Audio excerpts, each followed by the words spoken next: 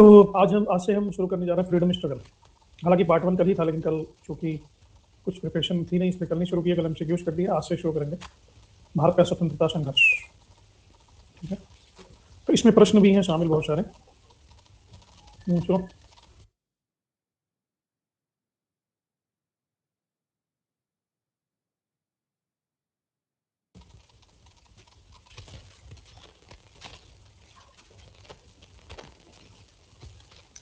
सामने जो चलचित्र आपको दिख रहा है, ये बता सकते हो ये कब का चित्र है?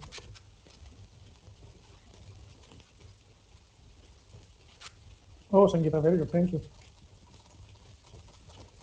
अच्छा सभी गुड। ये है बोश 1939 में, जब एनुअल सेशन कांग्रेस, जो डिस्प्यूटेबल सेशन था, गांधी और बोस के साथ डिस्प्यूट हो गया था, बोस ने फाइनली रिजाइन करना पड़ा।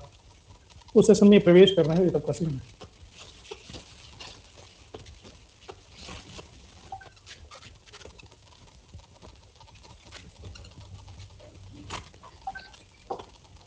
नहीं, गिरफ्तार नहीं है यहाँ पे सुभाष चंद्र बोस।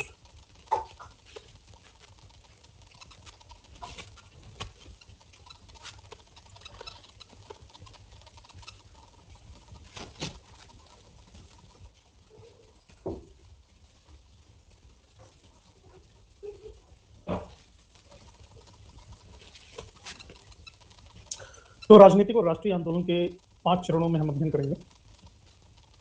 प्रथम चरण, जिसे हम कहते हैं उदारवादी काल, कांग्रेस पार्टी की स्थापना के बारे में कल थोड़ा सा पढ़ा था। द्वितीय चरण, उग्रवाद शुरू होता है बंगाल विभाजन के बाद। बंगाल विभाजन से लेकर के जलियांवाला बाग तक जो भारतीय राजनीति का काल है, वो उग्रवाद का काल है, उग्र राष्ट्रवाद। यहाँ पर लोगों ने हथियार उठा लिए। तीसरा चरण है क्रांतिकारी आंदोलन और वामपंथी आंदोलन का। चौथा चरण है गांधी जी आ जाते हैं 1919 के बाद, 1919 से 1942। और अंतिम चरण है स्वतंत्रता का, 1942 से 1947। तो भारत के स्वतंत्रता संग्राम संघर्ष को 1885 के बाद इन 5 कालखंडों में विभाजित किया गया है। इन्हीं को क्रमशः हमने पढ़ना है।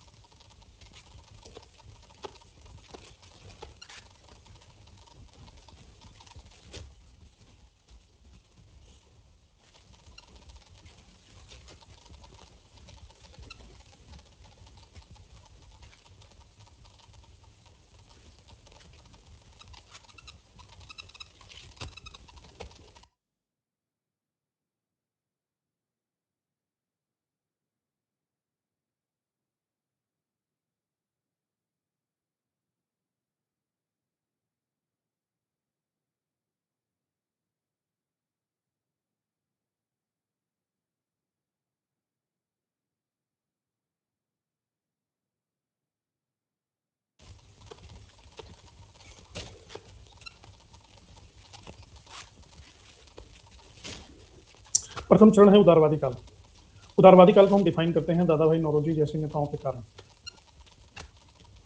यहाँ नरमपंथी लोगों का भारत के राष्ट्रीय आंदोलन पर वर्चस्व था।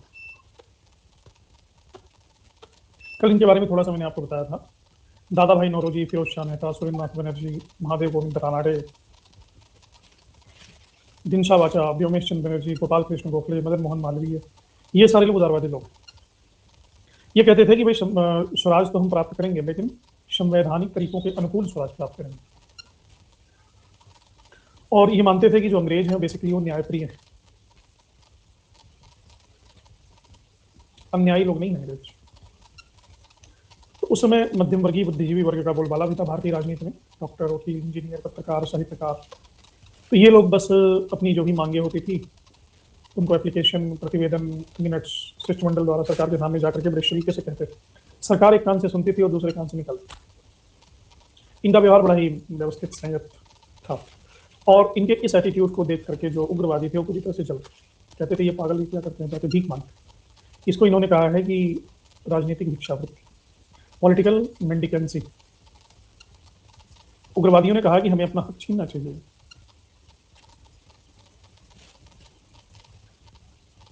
अच्छा, वेरी गुड।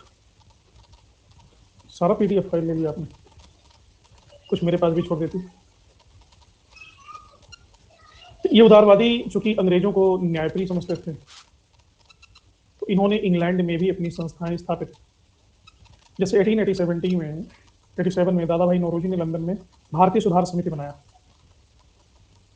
1888 में विलियम डिग्बी की अध्यक्षता में British committee of Indian national Congress की स्थापना की। ये विलियम डिग्बी की फोटो है साइड में।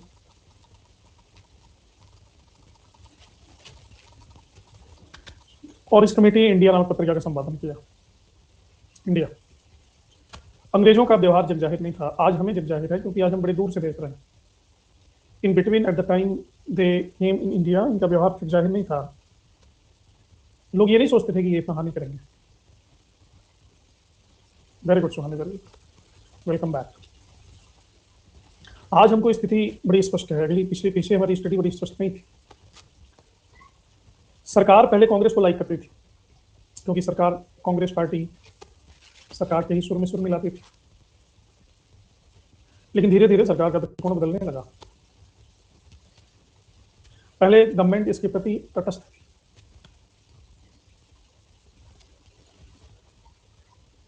यही कारण था कि कांग्रेस के कलकत्ता अधिवेशन में 1886 में किसने बागीचे में पार्टी दी थी, गार्डन पार्टी।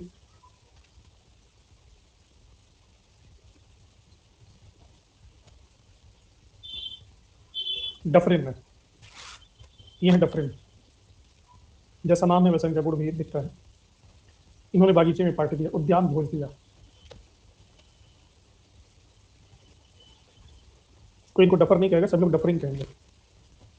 लेकिन कांग्रेस का जब 1887 में मद्रास अधिवेशन हुआ तो सरकार धीरे धीरे कठोर होने लगी।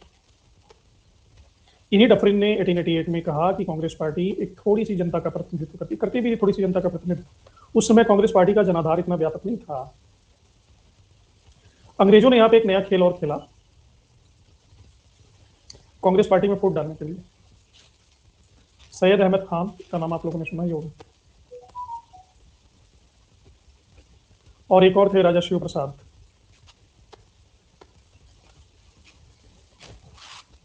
इन दोनों को बुला करके प्रलोभन देकर के इन्होंने ये कहा कि आप कांग्रेस के विरोध में एक नई पार्टी बनाइए, देशभक्त मंडल।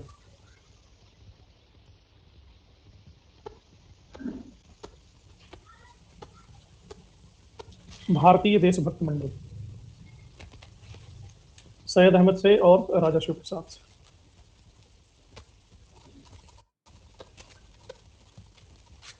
अब आ गया संगीता जी, स्लाइड वाइड आई। धीरे धीरे किस तरह से कांग्रेस का रुख बदलता जा रहा है। अगले ही साल 1890 में, अगले 2 सालों में सरकार ने एक फरमान जारी किया कि जो भी गवर्नमेंट एम्प्लॉइज हैं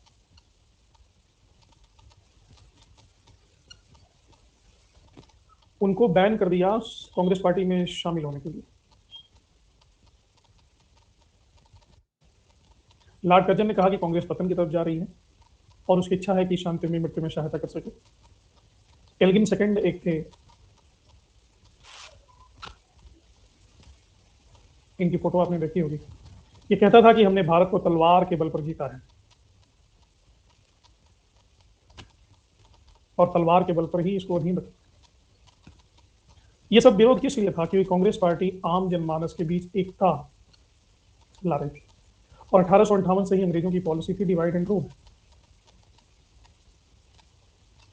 फूट डालो और शासन करो। अब ये दोनों एक दूसरे के विपरीत हैं, डिवाइड एंड रूल और एकता, यूनिटी, ये दोनों एक दूसरे के विपरीत हैं।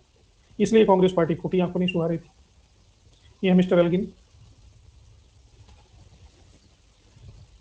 बस इनके वर्दी में तलवार नहीं लटकी है, लड़ने के लिए उद्धत लग रहे हैं।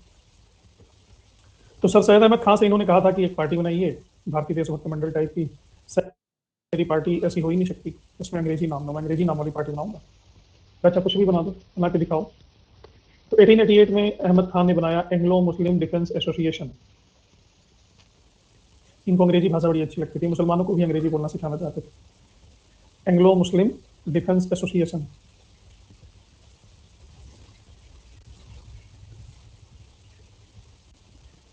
कब बनाइए? 1888 में। लेकिन ये चिल्लर पार्टी कुछ कर नहीं पाई। आरसी मजूमदार लिखते हैं कि ब्रिटिश सरकार तथा नौकरशाही के कांग्रेस विरोधी षड्यंत्र अपने उद्देश्य की पूर्ति में इसलिए सफल नहीं हुए क्योंकि वे यह बात जानने में असमर्थ रहे कि कांग्रेस की शक्ति का मूल आधार मध्यम वर्ग है, न कि धनाढ्य वर्ग। ये आरती मजूमदार है और बिल्कुल सही बात। कांग्रेस जो टारगेट कर रही थी वो मध्यम वर्ग पे कर रही थी और अंग्रेज जो डीलिंग अपनी कर रहे थे वो अमीर वर्ग से कर रहे थे। दोनों के टारगेट अलग अलग थे, इसलिए उनका कुछ हुआ नहीं। हेलो, एंग्लो मतलब अंग्रेज। तो ये दौर था शुरुआती दौर, इसमें कुछ अमेंडमेंट्स भी हुए, जैसे कुछ और भी डेवलपमेंट हुए, जैसे 1886 में उदारवादियों ने सरकार से मांग करनी शुरू की कि भारत में ही लोक सेवा आयोग, पब्लिक सर्विस कमीशन की स्थापना की जाए और इंडिया में ही आईसीएस के एग्जाम करवाए जाए। इंडिया और इंग्लैंड में दोनों में आईसीएस के एग्जाम एक साथ होने चाहिए।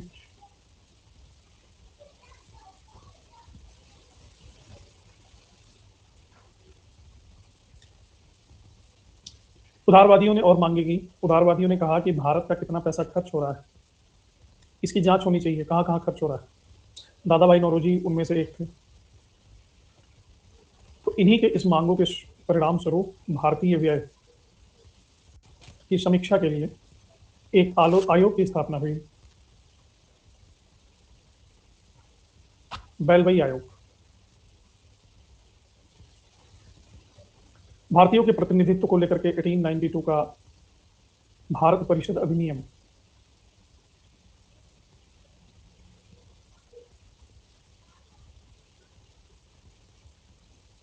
ये भी उदारवादियों के प्रयासों के फलस्वरूप ही पारित हुआ। तो ऐसा नहीं कह सकते उदारवादी सिर्फ चाटुकारिता कर रहे थे, उन्होंने कुछ काम भी किया, सिग्निफिकेंट काम किया। इन्होंने ये भी मांग किया कि जो भी धन है भारत का उस पर भारतीयों का नियंत्रण होना चाहिए, इंडियन कंट्रोल। इन्होंने ये भी नारा दिया कि नो रिप्रेजेंटेशन नो टैक्स।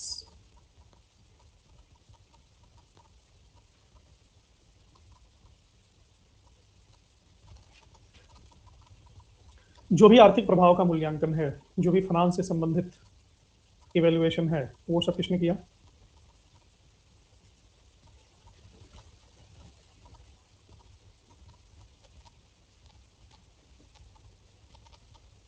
उदारवादियों ने किया, खासकर दादा भाई नौरोजी, पारसी दत्त। तो राजनीतिक दृष्टि से कांग्रेस दो दिशाओं में काम कर रही थी। पहला, भारतीयों में पॉलिटिकल कॉन्शियसनेस को पैदा करना,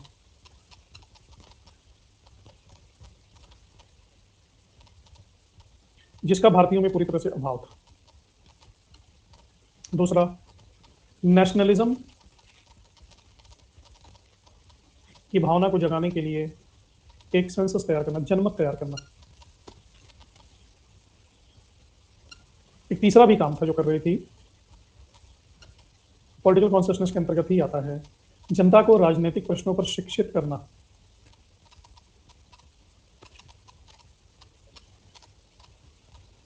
राजनीति का प्रारंभिक पाठ पढ़ाना। तो ये बार बार प्रार्थना पत्र देते थे, प्रस्ताव देते थे, ये इसीलिए देते थे कि एक पॉलिटिकल सिस्टम से ट्रेन कर दिया जाए। तो ये जो उदारवादी काल चला है, आलोचक कहते हैं कि ना तो ये जन आंदोलन था, ना ही जनता के हाथ में इसका संचालन था। प्रार्थना याचना शांतिपूर्ण विरोध करने तक ही सीमित था, राजनीतिक भिक्षावृत्ति थी। खासकर लाला लाजपत राय ने सीधे इसको कहा अवसरवादी आंदोलन, और ये भी कहा कि पाखंड और देशद्रोह को इससे बढ़ावा मिला है और कुछ नहीं हुआ। लाला लाजपत राय ने इस आलोचना में एक हद तक सच्चाई तो है, लेकिन ऐसा नहीं है कि उदारवादियों ने कोई काम ही नहीं किया। शुरुआत में भी इमर्जिंग फेज है, अभी अंकुर फूट रहा है, कांग्रेस का बीजारोपण हुआ है। शुरू में ही वो हथियार उठा लें तो बड़ी आसानी से कुचल दिए जाते, उनका शैशव काल है। अभी एक माइल्ड टेम्परामेंट रखने की समय की मांग थी, अभी शक्ति को सुदृढ़ करना समय की मांग थी, राष्ट्रीय आंदोलन के लिए जनमत तैयार करना ये समय की मांग थी। जो भी शोषण इत्यादि हो रहा है, आर्थिक शोषण हो रहा है, उसको पूरे जनमानस को सामने लाएंगे तभी तो जनमत तैयार होगा। और सबसे बड़ी बात है कि उदारवादी अगर नहीं होते तो अंग्रेजों का जो असली चेहरा है वो उग्रवादियों को भी नहीं दिखता, क्रांतिकारियों को भी नहीं दिखता। वो उस चेहरे को बेनकाब इन्होंने नहीं किया। तो ये जो उदारवादी हैं, ये भारतीय राजनीतिक चेतना के उन्नायक और आधुनिक भारतीय राजनीति के निर्माता थे उस समय। इस तरह से इनका मूल्यांकन किया जाना चाहिए। तो यहाँ तक बात समझ में आई। इस पर बड़ा डिबेट होता है कि उदारवादी ने कुछ किया ही नहीं, सारा तो उग्रवादियों ने किया। उदारवादियों ने क्या किया, वो तो भीख मांगते रहे। ऐसा नहीं, कुछ कुछ प्रश्न भी करेंगे बीच में। कांग्रेस के उद्देश्यों में क्रमशः विकास हुआ। स्वराज, डोमिनियन स्टेटस, पूर्ण स्वराज। कांग्रेस की स्थापना का उद्देश्य स्पष्ट नहीं था। इनमें क्या सही है?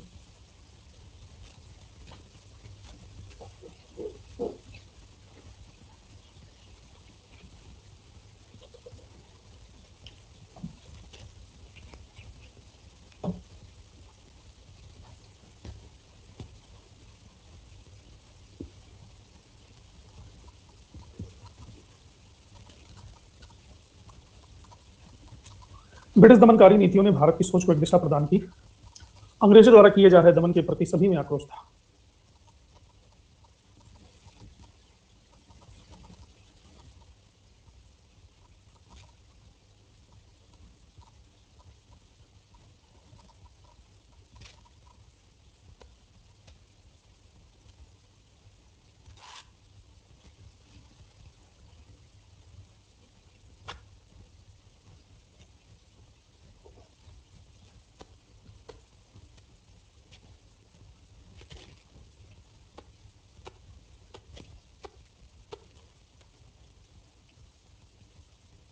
निम्नलिखित में से किस संगठन का मुख्य पत्र था हिंदू पैट्रियट?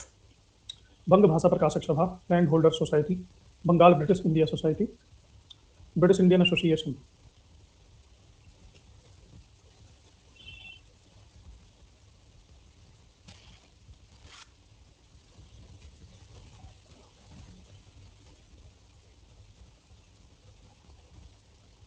हिंदू पैट्रियट तो बड़ी फेमस पत्रिका है।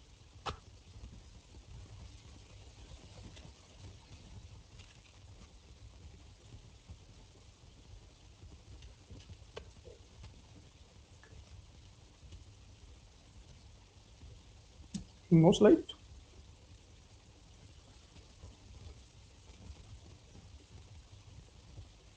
बैक क्यों जाना चाहती हूँ?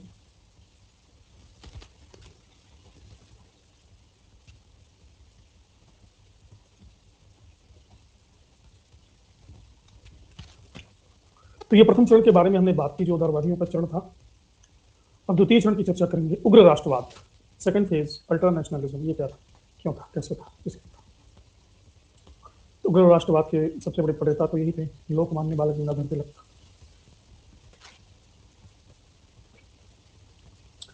उग्र राष्ट्रवाद को पैदा करने के लिए जैसे जैसे दमन तेज हुआ, वैसे वैसे उसकी प्रक्रिया तेज हुई।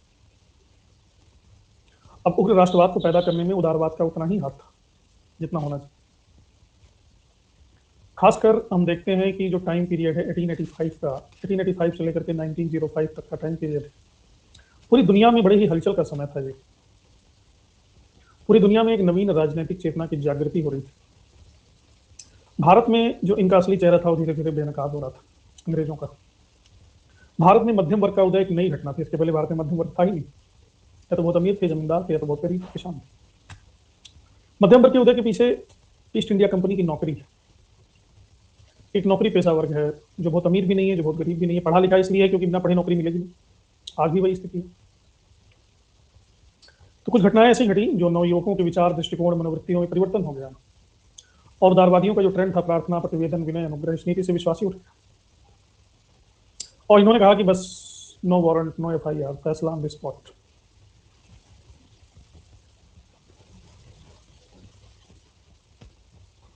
गुलामी का धब्बा लेकर के तुम आनंदित रहोगी। जो गुलाम है, जो शोषण के प्रति सचेत है, जो देख रहा है कि किस प्रकार का शोषण है, तो गुस्से में नहीं रहेगा वो।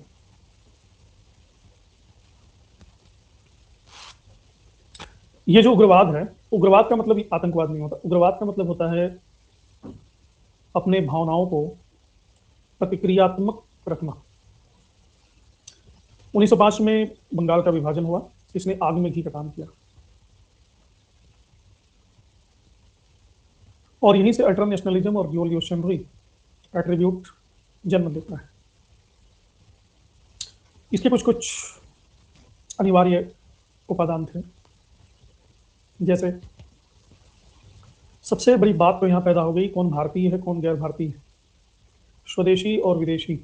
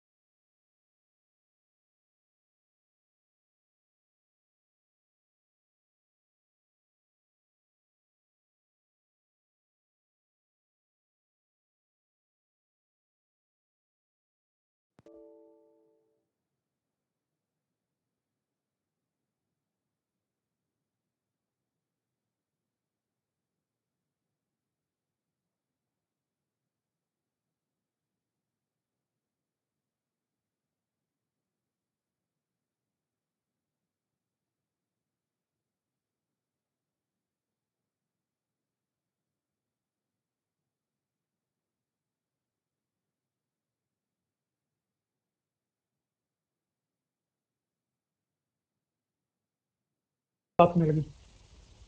राष्ट्र का मतलब होता था कि अपने देश में जो लोग रहने वाले हैं उनके हित समान है।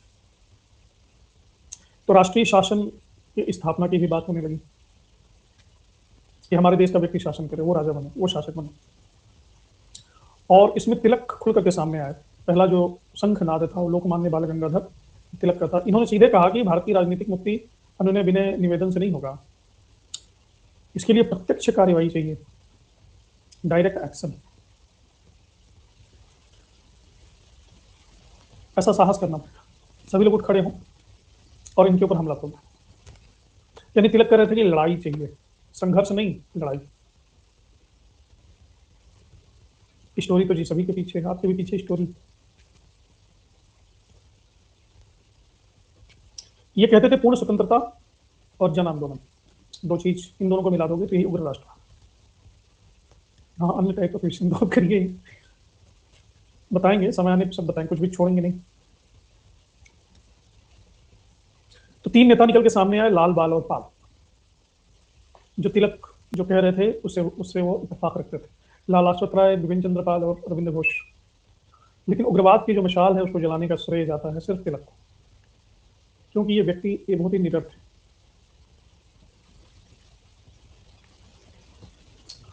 ये इन्होंने सीधे कहा कि ये जो हमारा देश है वो एक वृक्ष की तरह है। वृक्ष, इस वृक्ष का जो तना है, इस तने को कहते हैं स्वराज।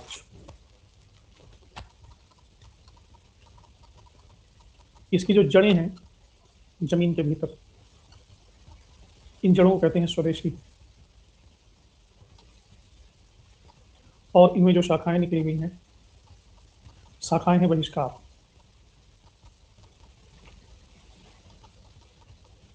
ये उपमादित्य तिलक। अरविंद घोष तो सीधे कह रहे थे कि कांग्रेस पार्टी, तिलक अरविंद घोष तूफानी दवा करते थे।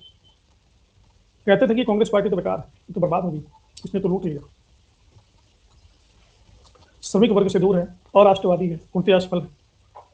और ये दोनों एक साथ मंच भी शेयर करते थे। अब ये चित्र है बंगाल के दौरे का है, बंगाल विभाजन के बाद का। इसमें आपको दिख रहा होगा कि तिलक संबोधित कर रहे हैं और बगल में बैठे हैं अरविंद। ये तिलक और ये अरविंद।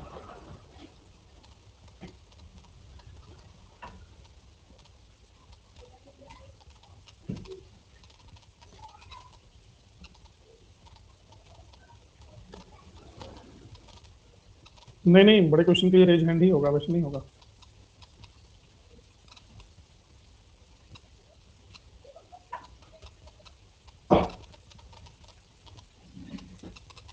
तो अरविंद घोष ने तो सीधा आरोप लगा दिया।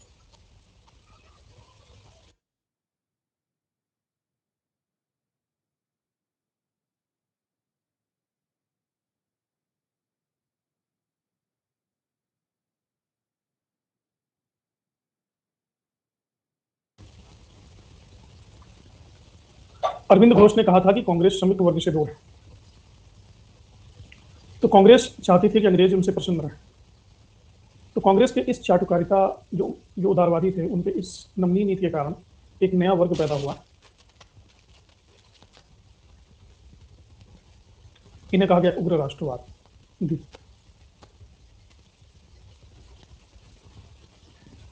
सीधे कहो कि तुम आदर्श उसकी आदित्य की आवाज सुनना चाहती हो, इतनी दलील क्यों दे रही हो?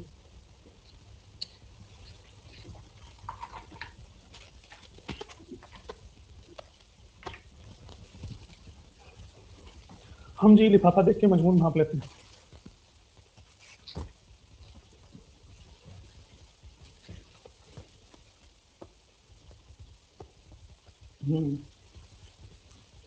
ये उग्र राष्ट्रवाद।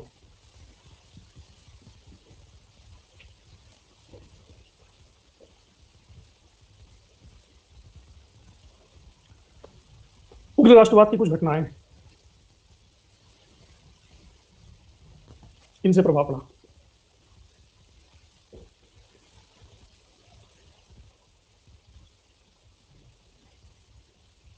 मानती हो तो रेज हैंड करके कोई क्वेश्चन पूछो। शुरू तुम ही रूल का उद्घाटन कर दो। पहली घटना है मिस्र, फारस और तुर्की।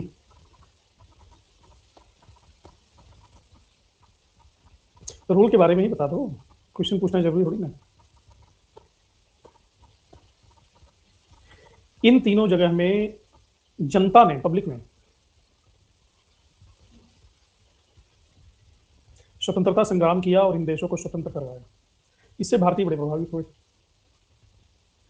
इवन अफ्रीका में एक छोटा सा राज्य है अबिसिनिया। अबिसिनिया बड़ा ही पिछड़ा हुआ राज्य था और इटली की कॉलोनी था। अबिसिनिया ने इटालियंस को मार के भगा दिया, इटली की पराजय होगी। और विश्व का सबसे छोटा राज्य कह सकते हैं, मतलब सबसे लगभग छोटा ही है जापान। मतलब जो चींटी और हाथी में डिफरेंस होता है ना, वो डिफरेंस था जापान और रूस में। और चींटी ने हाथी को हरा दिया, जापान ने रूस को हरा दिया।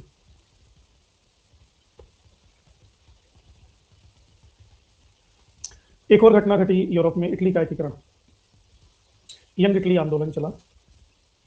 मैजनी, गैरिबाल्डी, कैबूर, और वहां की जनता ने इटली जो छोटे छोटे टुकड़ों में बटा हुआ था उसको एक कर दिया, यूनिफाई कर दिया। तो यहाँ पे क्लियर था कि जनता हर जगह जीत रही है, जहां वो एकजुट है वो जीत रही है। अच्छा, 4 लाइन बोल दोगे तो फंस गई। प्रोफेसर बन के बोलना ही तो है। तो ये तो कुछ अंतरराष्ट्रीय घटनाएं थी जिन्होंने उग्र राष्ट्रवादियों की आंखें खोल दी।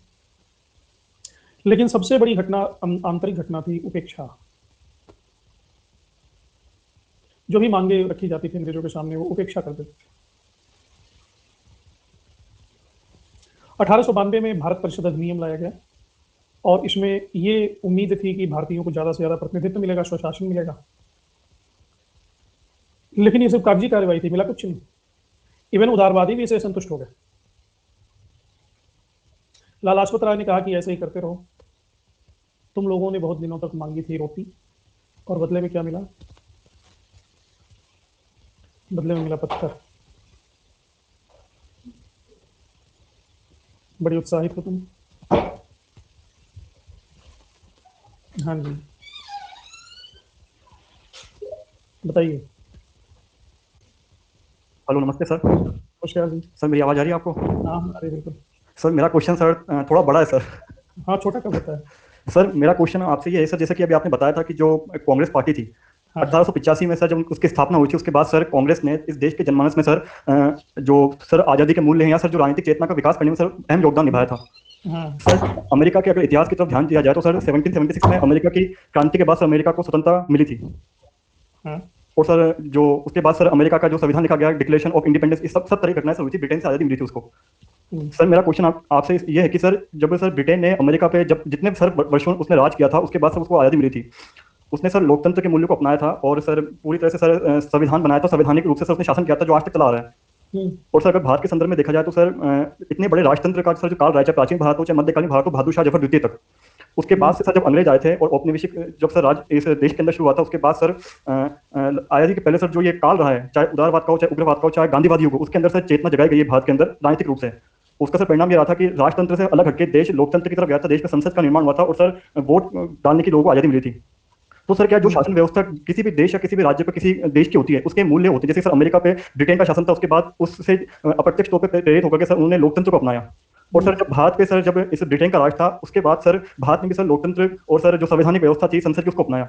तो सर जो ये भारत का एक काल रहा था सर, बहादुर शाह जफर द्वितीय के बाद ये जो राजनीतिक चेतना का काल रहा था, कांग्रेस पार्टी ने सर अदा किया था।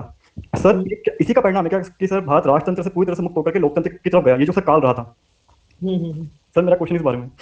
हाँ बिल्कुल, निश्चित ही इसके पीछे एक कारण है। और सबसे पहली बात कि आप जो अमेरिका की बात कर रहे हैं, अमेरिका में जो नेटिव अमेरिकन हैं वो ब्रिटिश ही हैं। अमेरिका का जो जनमानस है वो अमेरिका से पूरी तरह से अलग नहीं है। वो अंग्रेज ही वहां जाकर के एक लंबे समय अंतराल में वहां पे उन्होंने अपना बिजनेस फैलाया, फैक्ट्रियां फैलाई और पेट्रोलियम मिला, वहां पे खनिज पदार्थ मिले। America was naturally very rich. तो अमेरिका का जो जनमानस है वो अंग्रेज ही है, वो अलग है ही नहीं। अमेरिका की आज़ादी की लड़ाई एक अलग है, भारत की आज़ादी की लड़ाई पूरी तरह से अलग है। अंग्रेज का मतलब है कि विश्व में, यूरोप में खासकर एथेंस और स्पार्टा के बाद लोकतंत्र, लोकतांत्रिक शासन पद्धति इंग्लैंड में आई। इंग्लैंड में लोकतंत्र इतना इम्बाइब्ड है, इतना गहरे बैठा हुआ है कि वहां पे लिखित संविधान की आवश्यकता ही नहीं पड़ी। वहां पे परंपरा में ही है, लोकतांत्रिक प्रक्रिया परंपरा में ही है। और लोकतंत्र और राजतंत्र दोनों है। राजतंत्र वहां एक शैडो की तरह है, उसके पास सिर्फ सिग्नेटरी पावर है और कोई पावर, एग्जीक्यूटिव पावर नहीं है। लोकतंत्र के पास एग्जीक्यूटिव पावर, ठीक है। तो यूरोप में लोकतंत्र का प्रसार तो ब्रिटेन के माध्यम से हुआ है। लोकतंत्र का प्रसार और लोकतंत्र का प्रशिक्षण भारतीयों के पास कभी था ही नहीं। भारतीयों के पास जिस जनतंत्र या गणतंत्र की जानकारी है वो इस ब्रिटिश लोकतंत्र से पूरी तरह से अलग है। क्यों? क्योंकि भारतीयों के पास जिस गणतंत्र की जानकारी है, उस गणतंत्र में राजतंत्र निश्चित है। राजतंत्र के साथ साथ तो पैदल चल रहा है। ऋग्वेद काल में भी आप देखेंगे राजा भी है और राजा का चुनाव भी हो रहा है, राजतंत्र भी चल रहा है, लोकतंत्र भी चल रहा है। इसी तरह से आप चोल एम्पायर में देखिए स्थानीय स्वशासन बड़ा मजबूत है, उत्तर मेरू के अभिलेख वगैरह बताते हैं। लेकिन जो केंद्रीय शक्ति है वो राजतंत्र है, जो स्थानीय शासन है वो लोकतंत्र है। लोकतंत्र और राजतंत्र दोनों मिला हुआ है। तीसरी बात, यहाँ पे धर्म को ही कानून मानते हैं। कानून का मतलब धर्म है। अब अंग्रेज जब भारत में आते हैं तो दो तीन चीजें अलग हैं अमेरिकन स्थिति से। भारत में सभ्यता, संस्कृति, धर्म, भाषा, लोग, परिवेश पूरी तरह से अलग है। अमेरिका में ज्यादा अलग नहीं थे। अमेरिका और ब्रिटेन में 19-20 का फर्क था। अमेरिका का जो नेटिव रेजिडेंट है उसको रेड इंडियन कहा गया, वो आदिवासी बन गया। वो थोड़े ही लोग थे, गुलाम बन गए, बाद में मुख्य धारा में उनको ले लिया गया। लेकिन अमेरिका का जो जिन्होंने जॉर्ज वॉशिंगटन के नेतृत्व में आजादी की लड़ाई लड़ी वो ब्रिटिश ही थे, और ब्रिटिशर्स के खिलाफ लड़ाई लड़ी। लोकतांत्रिक प्रशिक्षण की जहां तक बात है, ये भारत में पूरी तरह से नई चीज है। लिखित संविधान, उच्च सदन, निम्न सदन, चुनाव, वोट डालना, जनप्रतिनिधित्व, कानून पारित होना, कानून पे बहस होना, उसके पक्ष विपक्ष को रेखांकित करना और उसको संविधान में लिखित स्वरूप देना, जनप्रतिनिधित्वात्मक संस्थाएं, द्वैध शासन प्रणाली, अधिकारों का बंटवारा, लिखित रूप, ये सब चीजें भारतीय लोकतंत्र के लिए बिल्कुल अलग, बिल्कुल नई चीज थी। तो उदारवाद, कांग्रेस पार्टी का जो विंग है, उदारवादी विंग है, प्रारंभिक प्रशिक्षण इन्होंने ही दिया है इन रिचुअल्स का। ये जो रिचुअल्स हैं, क्रमशः चल रही है, ये प्रारंभिक प्रशिक्षण उदारवादियों ने ही दिया है। उग्रवादी नहीं दे सकते थे। उग्रवादी क्यों नहीं दे सकते थे? क्योंकि उग्रवादी इन संस्थाओं के सीधे आउटराइटली विरोध में खड़े थे। उग्रवादी सीधे कह रहे हैं इनको मार डालो, इनको बाहर करो, इनको खत्म करो, फिनिश करो, जड़ें उखाड़ दो, ये कर दो, वो कर दो, बहिष्कार कर दो, विदेशी सामान मत छुओ, होली जला दो, आग लगा दो। एक्सट्रीमिस्ट बात कर रहे हैं उग्रवादी। उदारवादी करे नहीं, जो कानूनी प्रक्रिया इनकी है वो जस्टिफाइड लग रही है, वो समझ में आ रही है, हम कानूनी दायरे में रख करके अपनी मांगे मानेंगे। तो भारतीय जनमानस को जो प्रारंभिक लोकतंत्र का प्रशिक्षण मिला है वो इन्हीं के प्रयास स्वरूप मिला, उग्रवादियों के प्रयास स्वरूप नहीं मिला है।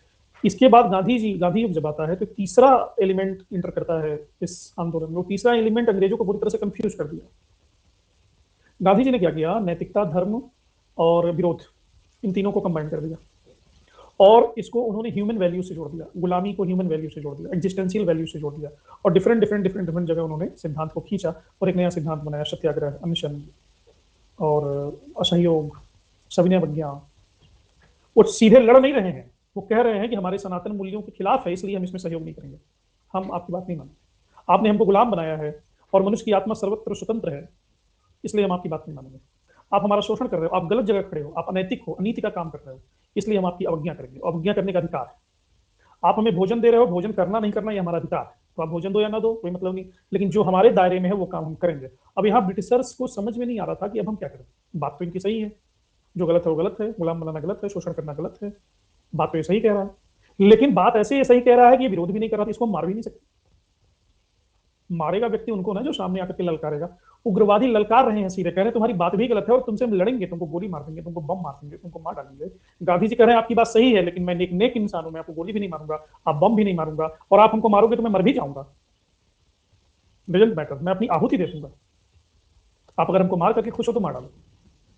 अब इस परिस्थिति में वहां पे ग्रेट कंफ्यूजन क्रिएट हुआ वहां पे। यही कारण है कि पहली बार गोलमेज सम्मेलन, गांधी को ब्रिटेन बुलाया जाता है, गोलमेज सम्मेलन होगा, वायस राय वन टू वन टॉक करते हैं।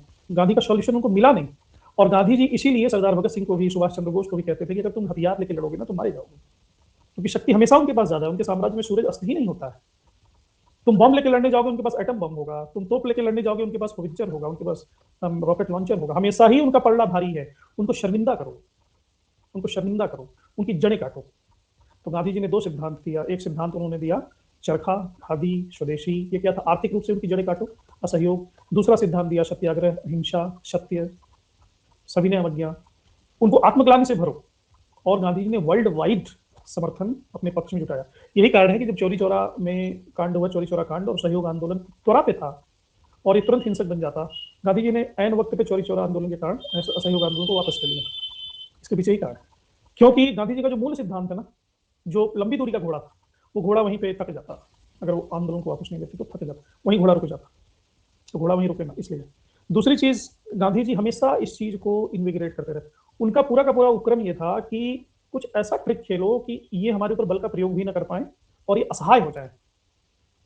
इनके पास संसाधन ज्यादा है, व्यवस्था ज्यादा है, सिस्टम इनका मजबूत है, लेकिन कुछ ह्यूमैनिटेरियन लेवल पे, कुछ मौलिक कहते हैं ना कि मानवाधिकार के स्तर पे कुछ ऐसा करिए, मानवाधिकार के स्तर पे, कि पूरी दुनिया इनकी भर्त्सना करने को तैयार खड़ी हो जाए। इसलिए देखोगे कि जब फर्स्ट वर्ल्ड वार हुआ तो भी गांधी से रिक्वेस्ट कर रहे हैं, सेकंड वर्ल्ड वार हुआ तो भी गांधी से रिक्वेस्ट कर रहे हैं, और गांधी बार बार इनको चैलेंज कर रहे हैं।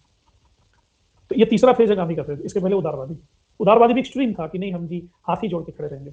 उग्रवाद भी एक्सट्रीम है, क्योंकि नहीं हम पीटेंगे तुमको, हाथ जोड़ने का तो सवाल ही नहीं है। गांधी जी वाला मिडिल पाथ, वो कह रहे हैं कि हम हाथ भी नहीं जोड़ेंगे, आपको पीटेंगे भी नहीं, हम तो आपकी जी बातें ही नहीं करते, हम तो सत्य की बात करते, क्या सही है। हम आपके पक्ष में या विपक्ष में नहीं खड़े हैं, हम सत्य के पक्ष में खड़े हैं। हम आपका विरोध है या आपका समर्थन नहीं कर रहे हैं, हम सत्य का समर्थन कर रहे हैं, सत्य के समर्थन में, सपोर्ट में। तो यहाँ आप हमारे लिए एक्टर हो ही, आप हमारे लिए पार्टी हो ही नहीं, हमारे लिए पार्टी है सत्य। गांधी जी ने नाम दिया अपनी आत्मकथा का, सत्य के मेरे प्रयोग। आत्मकथा का नाम ये भी दे सकते थे कि अंग्रेजों के खिलाफ लड़ाई, स्वतंत्रता संग्राम, स्वतंत्रता संघर्ष, हाँ, इस तरह से ब्रिटिश साम्राज्य का ध्वंस। लेकिन वो नाम नहीं दिया, सत्य के मेरे प्रयोग। हम सत्य की तरफ चल रहे हैं, सामाजिक जीवन में भी सत्य की तरफ चल रहे हैं। एक बहुत ही बुद्धिमत्तापूर्ण निर्णय था, और एक फेल लॉयर ने इतना दिमाग लगाया था। He was fail in this attorney, he was failed attorney, failed barrister. तो ये है पूरी कहानी। तो लोकतंत्र का प्रशिक्षण उदारवाद से ही शुरू हुआ निश्चित रूप से, लेकिन ये लोकतंत्र पूरी तरह से अलग है, और इसका न मुगलों के टाइम में उल्लेख है, न तुर्कों के टाइम में उल्लेख है, न प्राचीन भारत में। बहुत प्राचीन भारत में जो हमारे पास लोकतंत्र पूरी तरह से अलग है।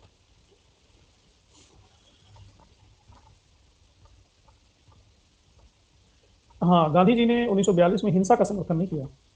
गांधी जी ने नारा दिया करो या मरो। इसका मिस इंटरप्रिटेशन किया गया अंग्रेजों द्वारा कि आप यहाँ मारने का आह्वान कर रहे हैं जनता के द्वारा।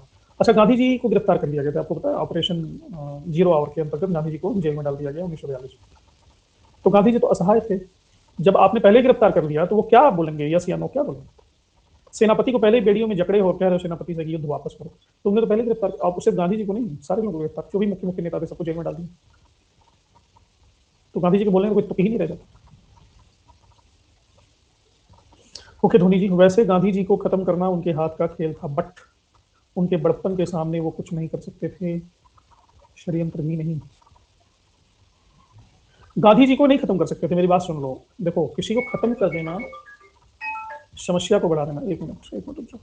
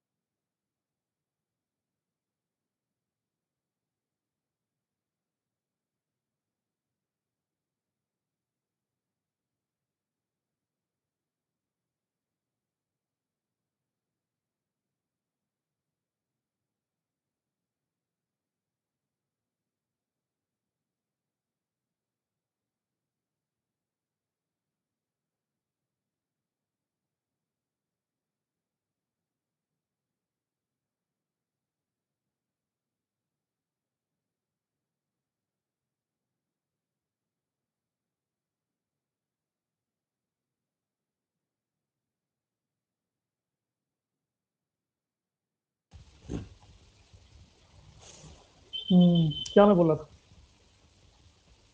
कुछ बता रहा था, भूल गया। हाँ, किसी को खत्म करना is not the solution. Gandhi को खत्म करते तो फिर ये ना, अंग्रेजों को कहते हैं ना कि 10 डिग्री का विरोध झेलना पड़ा था। अगर गांधी जी को खत्म करते तो अंग्रेजों को तो उसी रात भारत छोड़ना पड़ता। अगर गांधी जी मर गए होते ना, मार दिया जाता उनको, तो 1857 की क्रांति अपने 1000 वोल्टेज के साथ फिर से पैदा होती। वो आक्रोश फूटता जनता का, तो अंग्रेजों की हड्डियां कांपती थी, कंकाल स्केलेटन खड़खड़ाते थे, सोच करके भी कहीं गांधी जी मर न जाए। और गांधी जी भी इस चीज को जानते थे, तो गांधी जी देखो जब जेल में जाते थे 2-4 दिन बाद अनशन शुरू करते थे, भूख हड़ताल।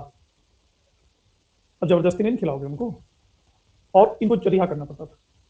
कि अगर ये जेल में मर गए, अंग्रेजों की छोड़ो, अगर भी अंबेडकर का भी हालत खराब हो गया था। यरदा जेल में थे पूना समझौते के तहत, तो अंबेडकर को वापस लेना पड़ा, सांप्रदायिक कॉम्युनल अवार्ड वापस लेना पड़ा, और जा करके वो वहां पे उनको समझौता किया कि आप कुछ भोजन करिए, मौसमी प्रजूस पी लीजिए, कि पिलाए लो। लेकिन गांधी जी का हथियार तब फेल हो गया जब वो कांग्रेस की सरकार बन गई, तो भी वो भूख हड़ताल पर बैठ जाते थे। पाकिस्तान को पैसा देना था तो उसके लिए बैठ, तो अंग्रेजों को तो इस बात से डर था। और गांधी जानते थे इस बात को, अगर मेरी मौत हो गई तो देश का बच्चा बच्चा निकल पड़ेगा घर से, और इनको तो एक रात में 24 घंटे में हिंदुस्तान छोड़ना पड़ेगा, 24 घंटे में वो कत्लेआम होगा जिसको कल्पना नहीं कर सकता। भारतीय पागल हो जाएंगे, क्योंकि गांधी जी सत्य और अहिंसा के पुजारी हैं। उनको भी तुम मार डाली, इतने नृशंस हो, इतने नरपिशाच हो, रक्त पिपासु।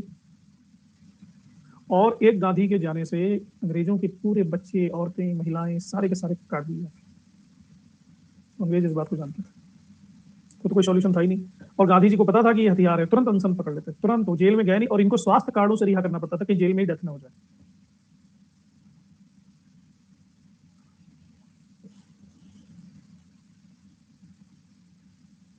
अच्छा, धोनी की, वेरी गुड। सोच अभी बहुत ब्रॉड होगी, अभी पूरा इतिहास पढ़ा ही हुआ है। तो ये मैं क्या बता रहा था, तो ये चीजें अंतर्राष्ट्रीय स्तर पे घटनाएं घट रही थी, और राष्ट्रीय स्तर पे तो सबसे बड़ी बात थी, अंग्रेज बात ही नहीं सुनते हैं। और दूसरी चीज, लाला लाजपत राय ने कह दिया कि भाई रोटी मांगते हो, पत्थर दे करके तुम्हारे वो बेगर्स बॉल उसमें पत्थर डाल करके भेज देते हैं। लाला लाजपत राय ने खुल के कहा कि भारतीयों को भिखारी बनना नहीं चाहिए, कृपा पात्र बनने के लिए, कृपा पाने के लिए गिड़गिड़ाना नहीं चाहिए। दूसरा, हिंदू धर्म भी यहाँ पे उत्थान कर रहा था। बहुत सारे हिंदुओं के लीडर, इन्होंने धर्म की परिभाषा ही स्वतंत्रता से जोड़ दी। जैसे स्वामी दयानंद सरस्वती, सबसे पहले दयानंद ने ही कहा कि राजभाषा होनी चाहिए, एक राष्ट्र होना चाहिए, स्वराज, बहिष्कार। स्वामी विवेकानंद वेदांत पर बोलते बोलते राष्ट्र पर बोलने लग जाते थे। कहते थे कि तुम जब तक कायर हो, कमजोर हो, गुलाम हो, तुम क्या आत्मज्ञान को पाओगे? जब तक तुम दूसरों के टुकड़ों पे पल रहे हो। आत्मज्ञान पौरुष का काम है, योद्धाओं का काम है। जो स्वयं को बाजी लगाना जानता है वो आत्मज्ञान होता है, ये गुलाम लोगों का काम नहीं है। सबसे पहले तो मुक्ति के लिए प्रयास करो। लोकमान्य तिलक का बताया, लाला जी, अरविंद घोष, बिपिन चंद्र पाल, इन्होंने स्थापित किया कि हिंदुत्व की आत्मा स्वतंत्रता में, गुलामी में नहीं। अंग्रेज किताब लिख लिख के बताते थे कि हम तो पैदाइशी गुलाम हैं, ये कहते थे कि बिल्कुल नहीं, हम इनसे बहुत श्रेष्ठ। अरविंद घोष को क्या कहते थे कि स्वतंत्रता हमारे जीवन का उद्देश्य, और हिंदू धर्म ही हमारे इस उद्देश्य की पूर्ति करेगा। राष्ट्रीयता एक धर्म है, ईश्वर की देन है। इवन अंग्रेजों ने भी कहना शुरू कर दिया, जैसे एनी बेसेंट, इन्होंने खुल करके कहा कि सारी हिंदू प्रणाली पश्चिमी सभ्यता से बढ़कर के। अब जब एनी बेसेंट बोलने लगी तो भारतीय भी सोचने लगे कि अंग्रेज ही कह रही है, अंग्रेज तो झूठ पहले भी नहीं बोलते थे, यानी ये बात सही कह रही है। उस समय कुछ ऐसी परिस्थितियां भी बनती हैं, जैसे 1896 को और 97 में, और फिर 2 साल बाद 1899 और 1900 में महाराष्ट्र में प्लेग फैल गया। और ये सेवा भाव की बात करने वाले ईसाई, ये अंग्रेज, प्लेग का नंगा नाच लोगों को मरते हुए अपने आंखों के सामने देखते रहे, कोई ठोस कदम नहीं। और तो और अंग्रेजों ने प्लेग के बहाने लोगों के घरों में जाकर के बेटियों बहनों के साथ कुकृत्य किया, गंदा काम किया, बलात्कार किया। लोकमान्य बाल गंगाधर तिलक ने अपने समाचार पत्र केसरी में इसकी बड़ी आलोचना की। जो गलत है उसको गलत कहने की सजा उनको दी गई। 1897 में इनको 18 महीने के लिए तिलक को जेल में भेज दिया गया। ये भी हद होगी। अब लोग बाकी चीज को देख रहे थे, तो सारे लोग नपुंसक ही नहीं थे। महाराष्ट्र में चापेकर बंधु, ब्राह्मण परिवार था एक, वो सीधे वो गए ताव में और रैंड को उठा करके कमिश्नर था, प्लेग के लिए कमिश्नर बनाया गया था कि प्लेग की रोकथाम करो। उनमें से एक फोटो है ये, बालकृष्ण हरि चापेकर, तीन भाई थे, सीधे गोली मार दिया, कहा कि मर जाएंगे कोई बात नहीं, लेकिन इतने कमीनों को नहीं बर्दाश्त करेंगे। अब ऐसी घटनाओं ने आक्रोश पैदा किया आम जनता के ऊपर कि बंदा मिट गया लेकिन स्वाभिमान से समझौता नहीं किया। तो उस समय और भी चेन रिएक्शन, जैसे पटाखे वाली लड़ी होती है ना, एक छोर पे चिंगारी लगाओ तो पट पट पट पट पट पट सारी चटाई टूटने लगती है। तो चेन रिएक्शन पैदा हुआ। जैसे इसका हम वन बाई वन आगे व्याख्या करेंगे। बंगाल विभाजन, सबसे बड़ा कांड हुआ बंगाल विभाजन। अब इधर कांग्रेस पार्टी या अन्य भारतीय ये प्रयास कर रहे थे कि भारतीयों को एकजुट किया जाए, इनके अंदर एकता पैदा किया जाए, और सबसे बड़ा उसमें इलाका था और सबसे फर्टाइल भी था बंगाल। बंगाल को इन्होंने दो फाड़ कर दिया, बांट दिया।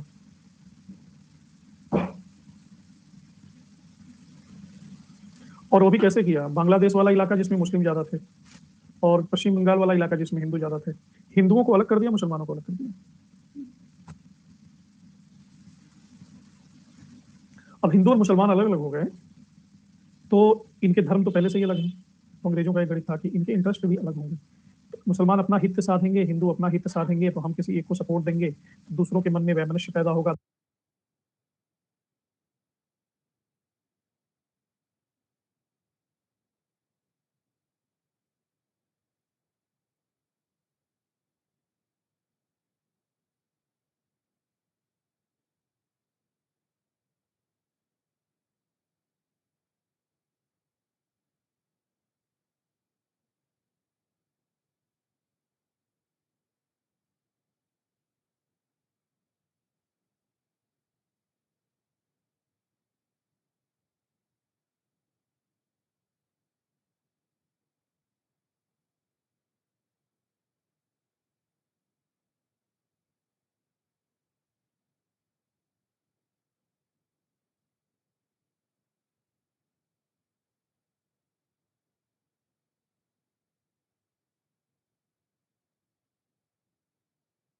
दोनों आपस में ही लड़ेंगे और हम इसका आनंद लेंगे, चाहे हिंदू मरे चाहे मुसलमान मरे, हमारे लिए तो दोनों एक ही जैसे हैं, हमें तो बस अपना उल्लू सीधा करना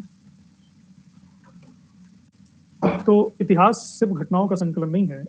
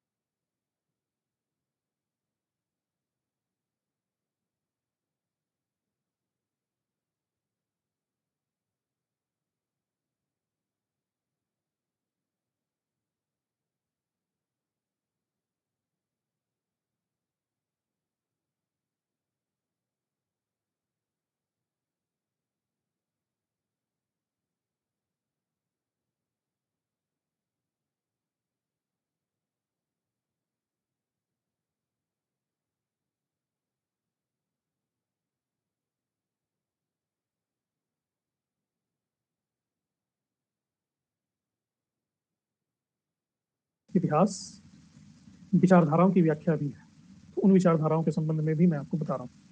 सुरेंद्रनाथ बनर्जी के संदर्भ में निम्नलिखित कथनों में से क्या सत्य है? वो इंडियन एसोसिएशन के संस्थापक सदस्यों में से एक थे। इलवर्ट बिल विवाद में कलकत्ता के जज J.F. मॉरिस की आलोचना कारण 2 माह की सजा मिली। भारतीय राष्ट्रीय कांग्रेस के प्रथम अधिवेशन में आमंत्रित थे। इनकी संस्था इंडियन एसोसिएशन का उद्देश्य था जमींदारी हितों की रक्षा करना। इसमें सत्य क्या है?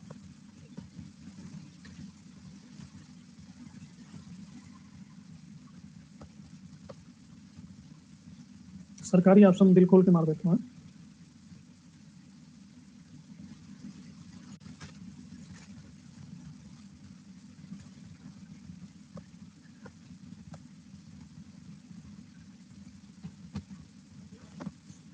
लैंड होल्डर सोसाइटी बनी थी जमींदारी हितों की रक्षा करने के लिए। देवेंद्र नाथ टैगोर उसके हेड थे। इंडियन एसोसिएशन का उद्देश्य मध्यम वर्ग की रक्षा करना था। भारतीय सिविल सेवा के बारे में सत्य क्या गलत है? 1853 में भारतीय सिविल सेवा में भारतीयों ने भी प्रवेश लेना शुरू किया। 1861 ईस्वी तक यह प्रवेश परीक्षा मात्र लंदन में होती थी। 1862 में पहले भारतीय सिविल सर्वेंट सत्येंद्र नाथ टैगोर बने थे। 1866 में सिविल सेवा की अधिकतम आयु 19 वर्ष कर दी गई थी। इसमें गलत है।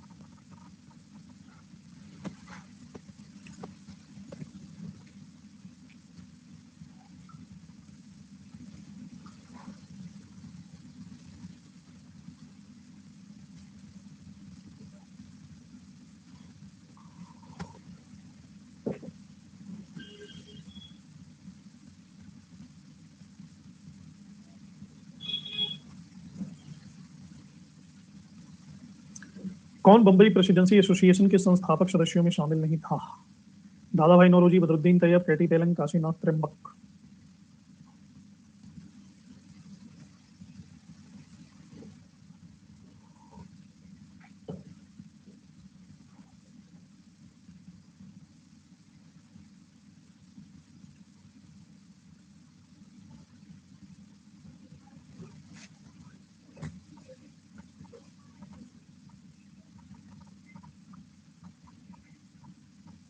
दादा भाई नौरोजी।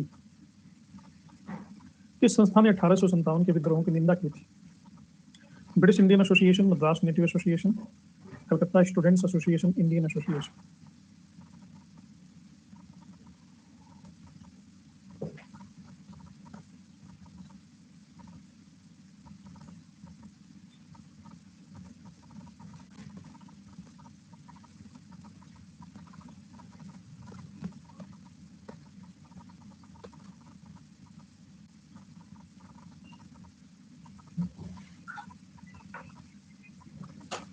बंगाल विभाजन हुआ, इसका परिणाम हुआ स्वदेशी आंदोलन, और इसने भारतीयों की राष्ट्रीय एकता को और मजबूत किया।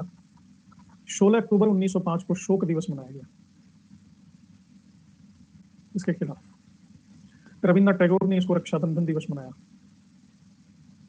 हिंदू मुसलमान एक दूसरे को राखी बांधते थे।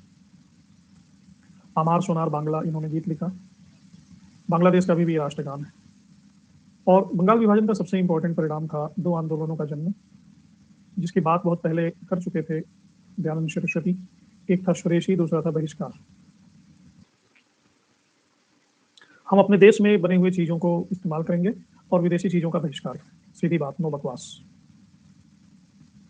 ये लॉर्ड कर्जन था, इसके सर पे जितने बाल नहीं थे, बुद्धि भी नहीं थी, इसने बंगाल का विभाजन किया। ये टाई लगाता था तो कॉलर नहीं मोड़ता था, क्योंकि सोचता था कि शाम को फिर से इसको खड़ा करना पड़ेगा जब उतारना पड़ेगा।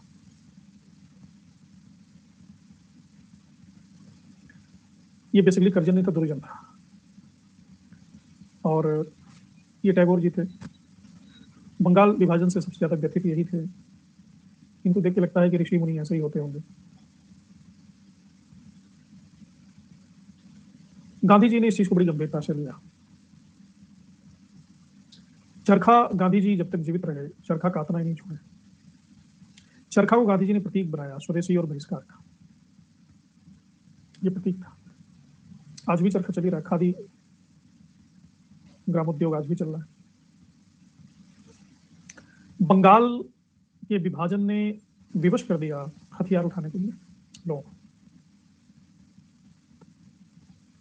7 अगस्त 1905 को कलकत्ता के टाउन हॉल में स्वदेशी आंदोलन की औपचारिक घोषणा की गई। पूरे बंगाल में बहिष्कार शुरू हो गया। कपड़ों की गोली जलाई गई, विदेशी कपड़ों की। टैगोर ने कहा कि जलाओ लाओ मत, होली मत जलाओ, अच्छी बात नहीं है, लेकिन कोई नहीं माना। स्वदेशी और बहिष्कार का एकमात्र उद्देश्य था भारत को आत्मनिर्भर बनाना। आत्मनिर्भर का मतलब है कि राष्ट्र की गरिमा, सम्मान और आत्मविश्वास की घोषणा करना। अच्छा, सुशील। और भारतीय उद्योगों को बढ़ावा देना। तो भारतीय उद्योगों को बढ़ावा मिला भी, जैसे साबुन, दिया सलाई, कपड़ा मिले, हैंडलूम, राष्ट्रीय बैंक, बीमा कंपनियां सब खुले। आचार्य पीसी राय, प्रफुल्ल चंद्र राय का नाम सुने होंगे। इन्होंने बंगाल केमिकल स्वदेशी स्टोर्स खोले। ये है पीसी राय। लोगों ने अंग्रेजी स्कूलों, सरकारी नौकरियों, सबका बहिष्कार शुरू किया। हिंदू मुसलमान दोनों एक आ गए। अब्दुल रसूल, लियाकत हुसैन, मुजफ्फर खां। 16 अक्टूबर जो बंगाल विभाजन का दिन था, पूरे बंगाल में शोक दिवस मनाया गया। एक और नेता उभरे, आनंद मोहन घोष। ये आनंद मोहन घोष बैठे हैं। इन्होंने भाईचारे और एकता के लिए इसी दिन फेडरल हॉल की स्थापना की थी। हिंदू मुसलमान सभी लोग एक साथ बैठेंगे और भाईचारे की घोषणा करेंगे। 16 अक्टूबर को ही रविन्द्रनाथ टैगोर ने राखी दिवस मनाना शुरू किया। जन समितियां बनी, स्वयं सेवक गठित हुए। स्वदेशी आंदोलन में इस आंदोलन की जान थे युवक, यूथ। सरकारों को समझ में नहीं आ रहा था कि बंगाल विभाजन को इस तरह से लेंगे भारतीय, तो इसको दबाने के लिए इस आंदोलन को 22 अक्टूबर 1905 को एक सर्कुलर इसने जारी किया, जिसे कहते हैं कार्लाइल सर्कुलर।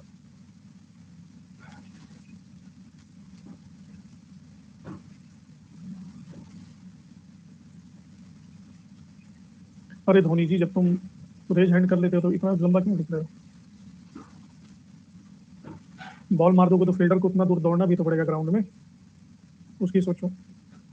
आज भी जब भी किसी देश के राष्ट्रपति या प्रधानमंत्री अहमदाबाद के साबरमती आश्रम में यात्रा के लिए आते हैं तो सर वो भी चरखा चलाते हैं और सर साबरमती आश्रम की विस्तार डिजिटल बुक में अपना संदेश भी लिखा कर जाते हैं। पूर्व प्रेसिडेंट यूएसए ट्रंप और प्रेसिडेंट ऑफ चाइना ने पिछले सालों में अपनी भारत यात्रा के दौरान ऐसा किया था। Very good, very good. Trump ने वहां जाकर के क्या किया? अमेरिका में संसद भवन में अटैक मार दिया। चरखा चलाने से बुद्धि नहीं आ जाती। और ये क्या कर रहा है? कोविड के नाम पे पूरी दुनिया को लपेटा हुआ है ये चाइनीज जो है। चरखा एक यंत्र नहीं है, चरखा एक विचार, एक जीवन दर्शन है। डिजिटल बुक में शाइन करना और लकड़ी का चरखा ऐसे ऐसे कर देना बड़ा आसान है, लेकिन उस जीवन को जीना जो गांधी जी जिए, जीवन पर्यंत वो अपने ही हाथ का सिला हुआ वस्त्र वो और कस्तूरबा गांधी पहनते रहे। इतनी औकात है इन दोनों में, कर सकते हैं। एक जोड़े में जीवन बिताए, इतनी औकात है इनमें, कर सकते हैं। मसाला वाला भोजन नहीं करते थे, उबला हुआ भोजन करते थे। जेल जाने के लिए तत्पर थे। आधा जीवन न कोई भोग न कोई विलास, जेल में ही बीता, अर्धनग्न अवस्था में। पत्नी मरी, महादेव देसाई मरे, देखे ने मुंह तक नहीं देखा। ये तो अपनी पुत्री की उम्र का पत्नी रखता है। इसको चरखा छूने नहीं दिया जाना चाहिए था। छूने क्यों दिया गया? चरखा मलिन हो गया। गांधी बनने के लिए बहुत बड़ा करेजा चाहिए, इसके बस की बात नहीं। गुर्दा चाहिए, गुर्दा। ये ट्रंप और ये क्या नाम इसका, चाइनीज जो है, जिंगपिंग, नाम देखो इनका, जिंगपिंग।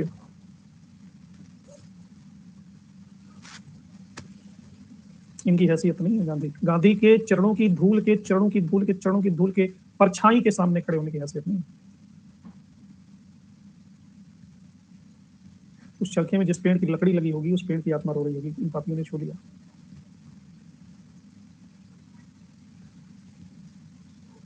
और इतनी बड़ी हस्ती बताओ, चाहते तो बड़े आराम से भारत के राष्ट्रपति बन जाते, भारत के प्रधानमंत्री बन जाते, लेकिन जब पुरस्कार लेने का समय आया तो पीछे हट गए।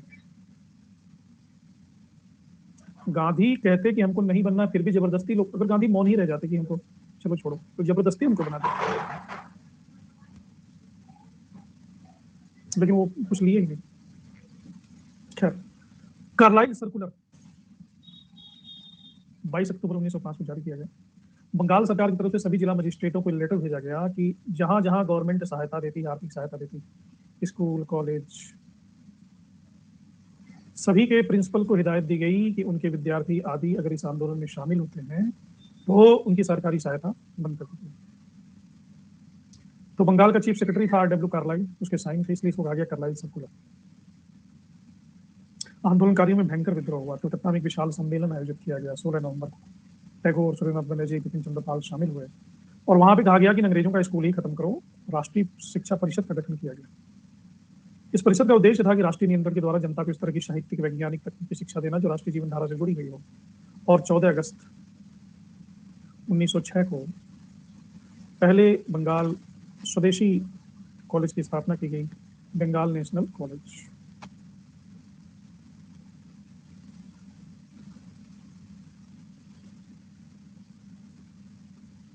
काश की रावण, ये बंगाल नेशनल कॉलेज आज भी है, बंगाल में है। वो जो रावण है ना 10 सर वाला जिसको बाहर जलाते हैं, वो भी प्रतीक है चरखे की तरह। असली रावण जिससे निपटना हमारे भीतर है। काम, क्रोध, लोभ, मोह, आलस्य, मत्सर, घृणा, द्वेष, ईर्ष्या, अहंकार, हमारे भी रावण के 10 सर है। चलिए, समय आपका बीत गया और बाकी कल